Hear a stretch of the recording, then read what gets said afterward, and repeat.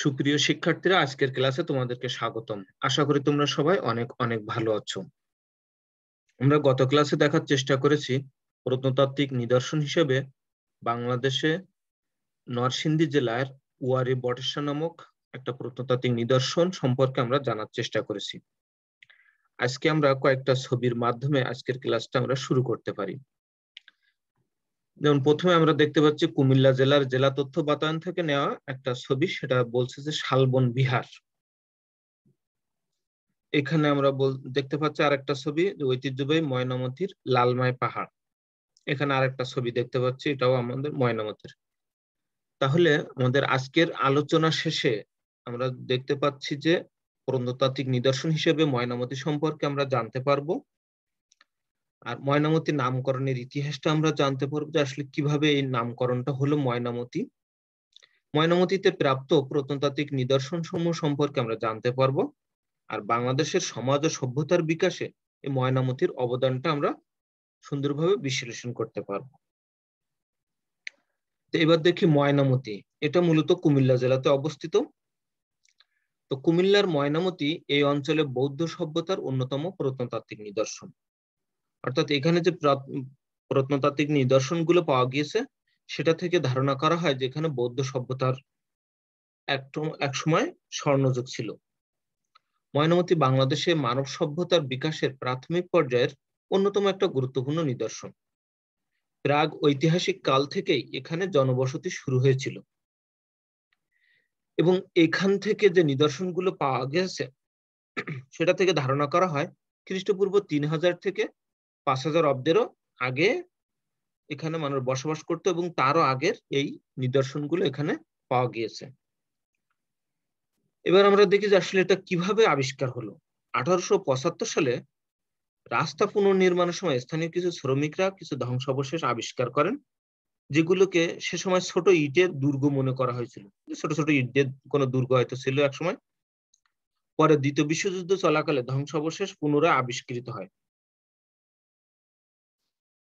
পরবর্তীতে এসে 1955 সালে আনুষ্ঠানিকভাবে এখানে খনন কাজ শুরু হয়, এবং ওখানে প্রায় 50টা স্থান চিহ্নিত করা হলেও মোটামুটি ভাবে প্রায় 9টি স্থান এখন পর্যন্ত খনন কাজ সম্পন্ন করা হয়েছে, এবং সেখান থেকে এই নিদর্শনগুলো পাওয়া যাচ্ছে।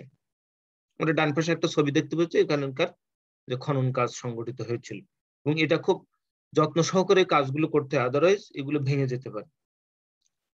তো এই ময়নামতির যে নিদর্শনগুলো এখানে কয়েকটা জায়গা জুড়ে এই ময়নামতির নামটা আর কি করা হয়, এখানে অনেকগুলো নিদর্শন আমরা দেখতে পাই। এই জন্য বলা হয়ে থাকে যে পুরো কুমিল্লা জেলাটাই, মানে কুমিল্লা জেলা শহরের কাছাকাছি সবগুলোই কয়েক কিলোমিটারের মধ্যে, এই জন্য কুমিল্লাই বহন করছে এদেশের মানব সভ্যতার বিকাশের গৌরব উজ্জ্বল ইতিহাস। এবার আমরা দেখি যে অবস্থানটা কোথায়।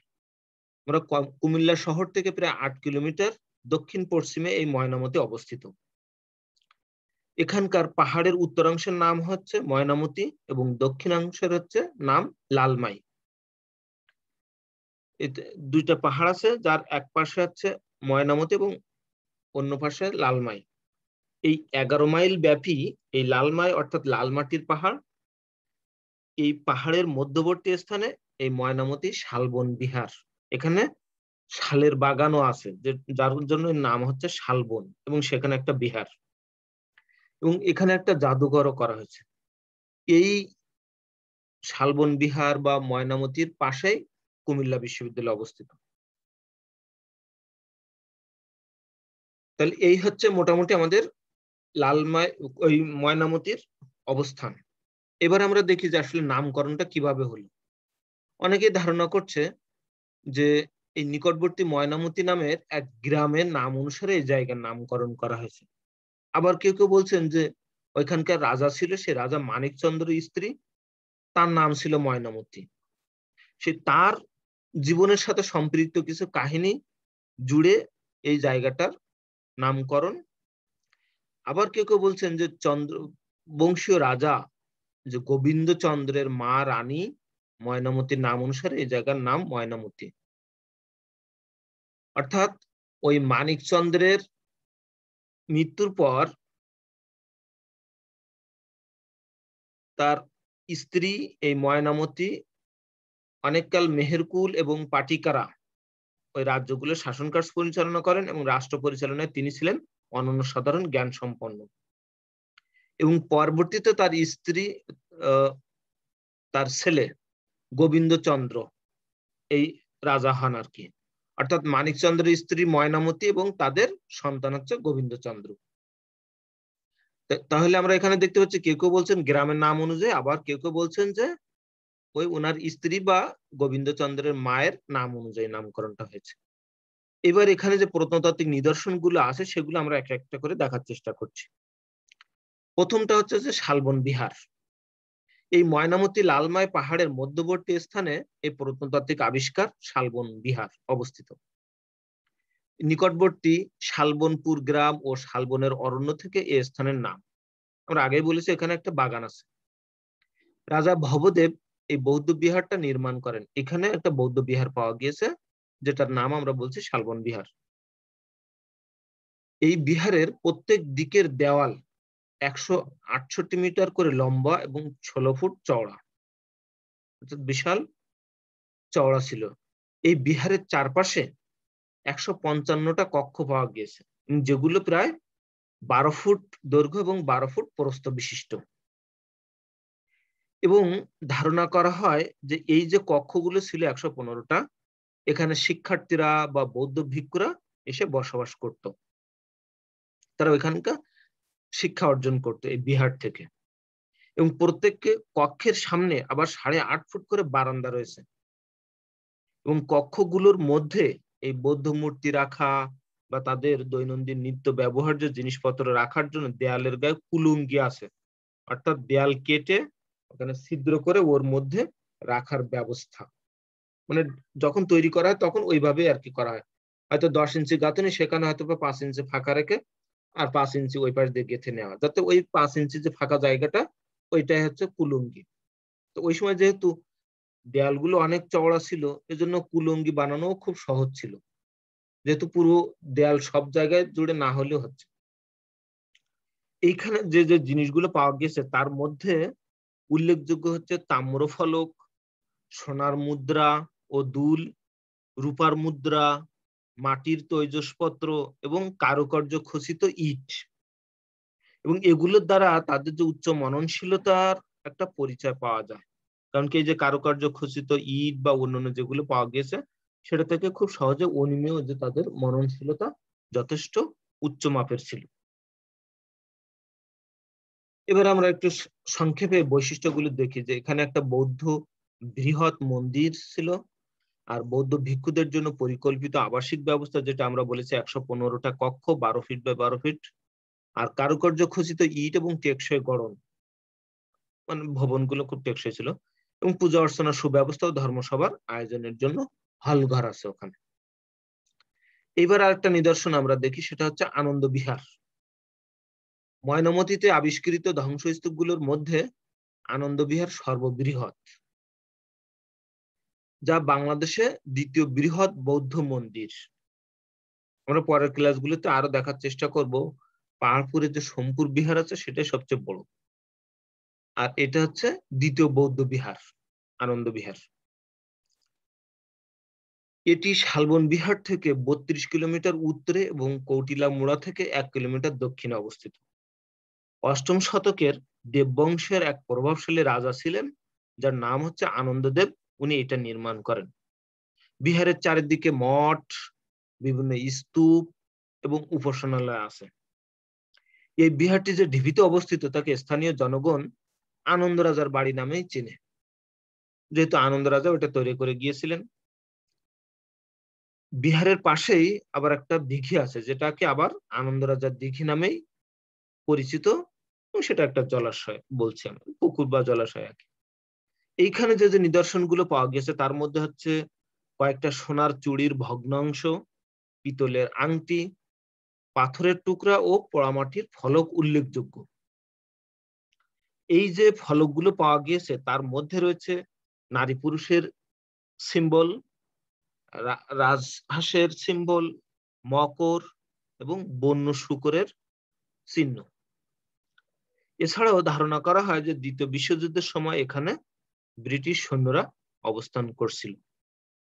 এখানে আর একটু বলে রাখা দরকার, আমি এখানে গিয়েছি, তো এইখানে এই আরেক প্রান্তে, কুমিল্লা শহরের আরেক প্রান্তে এই দ্বিতীয় বিশ্বযুদ্ধের সময় যারা নিহত হয়েছিল তাদের নিয়ে একটা কবরখানা আছে, ইংরেজিতে যেটাকে বলা হয় সিমেট্রি। তো ওই জায়গাটার নাম হচ্ছে ওয়ার সিমেট্রি। খুব সুন্দর করে সাজানো গোছানো এই কবরখানাটা, এবং অনেকেই দেখতে যায়। আমরাও গিয়েছিলাম, কিন্তু সময় মানে সন্ধ্যা গড়িয়ে এসেছিল বিধায় আর প্রবেশ করতে পারি নাই। তাহলে এটা গেল আনন্দ বিহার। এবার আমরা একটু দেখি কৌটিলা মোড়া। এটা শালবন বিহার থেকে ৩ মাইল উত্তরে যে ক্যান্টনমেন্ট এলাকা আছে, এখানে এই ধ্বংসাবশিষ্টের যে নাম আছে সেটা কৌটিল্য মোড়া। ও এখানে আহ এই যে যেতে গেলে, কুমিল্লা শহর থেকে যেতে গেলে ক্যান্টনমেন্টের মধ্যে দিয়ে যেতে হয়। এই জন্য ক্যান্টনমেন্ট এলাকা আরেকটা যেটা আছে সেটার নাম হচ্ছে কৌটিলা মোড়া। খনন কাজের ফলে এখানে ৩টি প্রধান স্তূপ পাওয়া গিয়েছে, যেগুলোকে ধারণা করা হয় যে বৌদ্ধ ধর্মের যে ৩টা মূল দার্শনিক ধারণা আছে সেইগুলো, যেমন বুদ্ধ বা জ্ঞান, ধর্ম বা ন্যায়, এবং সংঘ বা শৃঙ্খলা, এই ৩টাকে একটা ধারণা করা হয় যে এই ৩টাকে কল্পনা করে এই ৩টা স্তূপ তৈরি করা হয়েছিল সিম্বল হিসেবে। এই স্তূপগুলো তাৎপর্য দেখে মনে হতে পারে যে এই এলাকায় বৌদ্ধ ধর্ম, দর্শন এবং তাদের সংস্কৃতির বেশ প্রভাব ছিল। অর্থাৎ আমরা দেখতে পাচ্ছি সবগুলোই মোটামুটি শালবন বিহার, আনন্দ বিহার, তারপর এখানে যে কৌটিলা মোড়া, এইগুলো কিন্তু প্রায় সবগুলোই বৌদ্ধ ধর্মাবলম্বীদের কিছু নিদর্শন, যেটা থেকে খুব সহজে অনুমান করা যায় যে এখানে বৌদ্ধ ধর্মাবলম্বীদের যথেষ্ট আধিপত্য ছিল। এরপর আছে চারপুত্র মোড়া। এটা কৌটিল্য মোড়া থেকে ২.৫ কিলোমিটার উত্তর পশ্চিমে একটা বিচ্ছিন্ন ক্ষুদ্র আয়তাকার সমাধি স্থল। এখানে প্রশস্ত একটা হল আছে এবং বেশ কিছু সমাধি দেখতে পাওয়া যায় এই চারপত্র মোড়ায়। এরপরে আরেকটা আছে রূপবান মোড়া।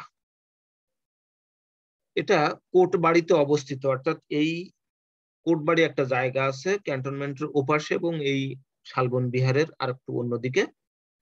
এই কোটবাড়িতে একটা সংস্থা প্রতিষ্ঠিত আছে সরকারি,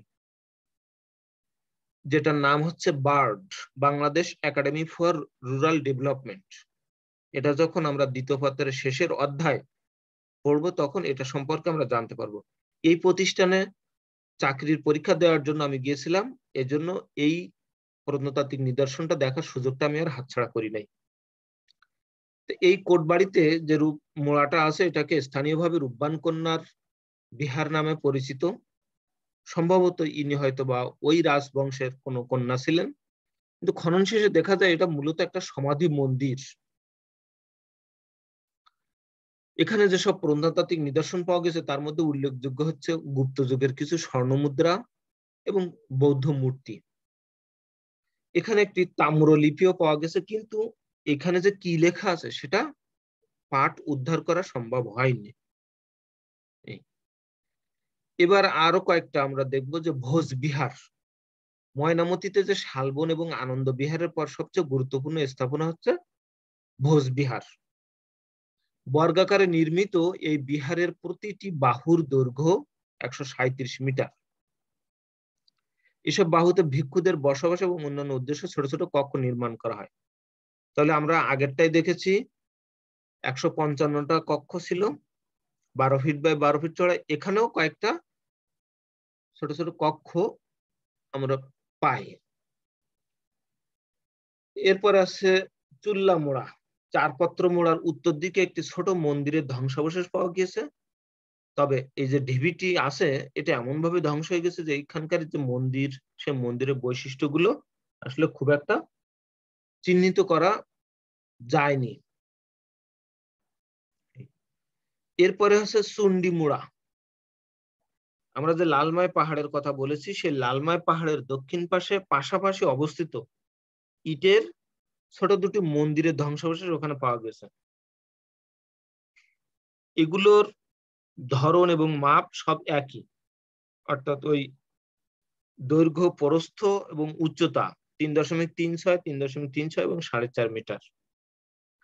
এই যে দুইটা মন্দির, এর একটিতে শিব মন্দির এবং অন্যটিতে ওই চণ্ডী পূজা করা হতো, শিব পূজা আর একটা চণ্ডী পূজা করা হতো। ধ্বংসের কারণ যদি আমরা জানতে চাই, তাহলে ময়নামতি যে উন্নত সভ্যতা, এটা ধ্বংসের কারণ হিসেবে কোনো আসলে প্রাকৃতিক দুর্যোগকে খুব বেশি চিহ্নিত করা যায় না, বা ওইভাবে কোনো প্রমাণ পাওয়া যায়নি যে আসলে প্রাকৃতিক দুর্যোগের কারণে এটা ধ্বংস হয়েছে। তবে ধারণা করা হয়, যখন ব্রাহ্মণ ধর্মের পুনর্জাগরণ শুরু হলো, তখন যেহেতু এরা ছিল বৌদ্ধ ধর্মাবলম্বীর, এজন্য এদের উপরে রাষ্ট্রীয় পৃষ্ঠপোষকতা প্রত্যাহার করে নেওয়া হয়।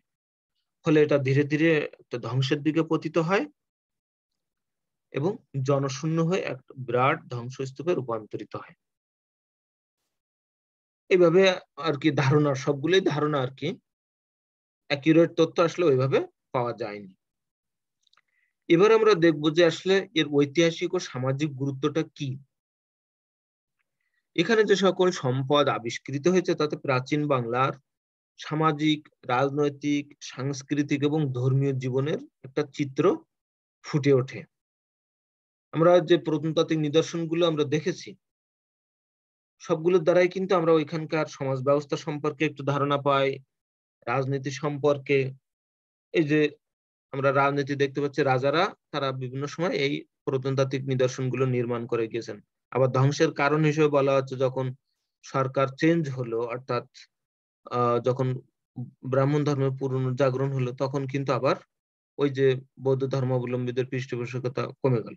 অর্থাৎ একটা রাজনৈতিক বিষয় আমরা জানতে পারি। আর সাংস্কৃতিক, ওইখানকার আমাদের এই যে তাদের দৈনন্দিন ব্যবহৃত বিভিন্ন তৈজসপত্র, অলংকার, মুদ্রা, এগুলো। আর ধর্মীয় জীবন তো আমরা বলছি প্রায় সবগুলোই প্রত্নতাত্ত্বিক নিদর্শন থেকে আমরা বৌদ্ধ ধর্মাবলম্বীদের কিছু নিদর্শন দেখতে পাই। এছাড়া এখান থেকে আমরা আরো জানতে পারি যে এখান কয়েকশো বছর ধরে বৌদ্ধ ধর্ম তথা বৌদ্ধ সভ্যতার স্বর্ণযুগ কেটেছে। আর যে মুদ্রাগুলো পাওয়া গিয়েছে, সেখান থেকে দেখা যায় যথেষ্ট সুদক্ষ প্রশাসনিক ব্যবস্থা সেখানে বিদ্যমান ছিল। আর প্রাপ্ত যে তাম্র শাসন, অর্থাৎ তামার কিছু একটা উপরে বিভিন্ন জিনিস লেখা ছিল, সেইটায় রাজা জমি দান করেছে এরকম বিষয় লিপিবদ্ধ ছিল। অর্থাৎ সেটা থেকে খুব সহজে প্রতীয়মান হয় যে সম্পত্তিতে ব্যক্তি মালিকানা ছিল, এটা নিশ্চিত করা যায়। আর এই ব্যক্তি মালিকানা যখন থাকবে, তখন সেই সমাজে সামাজিক স্তর বিন্যাস থাকবে, এটা প্রায় অবশ্যম্ভাবী। অর্থাৎ সেই সময় তাহলে আমরা সামাজিক স্তর বিন্যাস সম্পর্কেও একটা ধারণা পাই। যেমন সামাজিক স্তর বিন্যাসের অন্যতম একটা উপাদান হচ্ছে এই যে শ্রেণী, উচ্চবিত্ত শ্রেণী, মধ্যবিত্ত শ্রেণী, নিম্নবিত্ত। তাহলে সম্পদ যখন মানুষের থাকছে, সেই সম্পদের কারো আছে, কারো কম, কারো বেশি, কারো মাঝামাঝি, এইগুলোর উপরে ভিত্তি করেই কিন্তু আমাদের স্তরটা ভাগ করা হয়। এই জন্য সামাজিক স্তর বিন্যাসটা এটাকেই কেন্দ্র করে নির্ধারিত হয়। তো এই ছিল মোটামুটি আমাদের ময়নামতি প্রত্নতাত্ত্বিক নিদর্শন সম্পর্কে আলোচনা। আমাদের এই অধ্যায়ের যে প্রত্নতাত্ত্বিক নিদর্শনগুলো আমরা পড়ছি, এখানে আসলে বেশ কিছু ফ্যাক্টস এবং ফিগারস, কিছু তথ্যগুলো আমাদেরকে একটু খেয়াল রাখতে হবে। এইগুলো একটু কাঠখোট্টা, এখানে একটু মানে রস কম আর কি, কষই বেশি, যার কারণে এগুলো একটু তোমাদের কাছে প্রথম একটু অসুবিধা হবে। কিন্তু একটু খেয়াল করে বিষয়গুলো একটু দেখলে, সিগনিফিকেন্ট পয়েন্ট গুলো যদি একটু আইডেন্টিফাই করে রাখো, তাহলে একটার সাথে আরেকটা মিলে যাওয়ার কোনো সুযোগ নেই। তো এই পর্যন্ত তোমাদের সবাইকে ধন্যবাদ। আশা করি তোমরা সবাই ভালো থাকবে, পড়ালেখার সাথেই থাকবে। এই পর্যন্ত। আল্লাহ হাফেজ।